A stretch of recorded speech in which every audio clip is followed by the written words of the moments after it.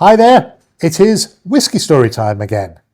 And today we're going to talk about Benromach. Now this is going to be a story of survival, revival and transitioning from a very difficult 20th century into a very promising 21st century and being very much at the forefront of bringing back a style of whiskey into Speyside, which had been a bit lost. So let's start off in 1898 up in the town of Forres, which is kind of between Inverness and Elgin, right at the top of Speyside.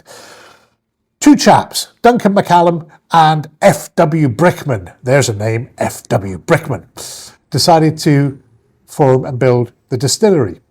Unfortunately, almost straight away, it got into financial troubles because of something called the Patterson crash. We've covered this in other videos. It was a seismic event within the whiskey industry at the time through misinvestment, etc. And a lot of distilleries closed, some were mothballed, some never came back. So Benromach was one of the ones who closed. That led them into a long period of lots of changes of ownership. So, for example, from 1907 to 1910, the distillery was known as the Forres Distillery. It was at one point owned by Joseph Hobbs, at another point in time by National Distillers of America. And really, it was carried on like this until about 1953 when DCL, big DCL, Distillers Company Limited, bought the distillery and started a refurbishment, and everybody hoped this was going to be the corner turned for Benromach. Unfortunately, it wasn't to be. The distillery shut pretty much for good in 1983 to the point where a lot of the equipment was stripped out.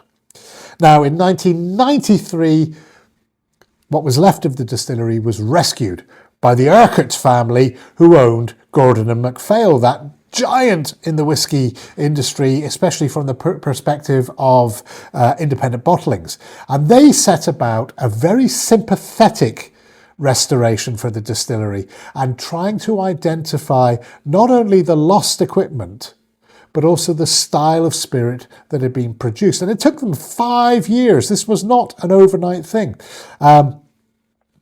It went on great. On the 100th anniversary of the distillery originally being opened, it was opened by the Prince of Wales, who is now, of course, King Charles III.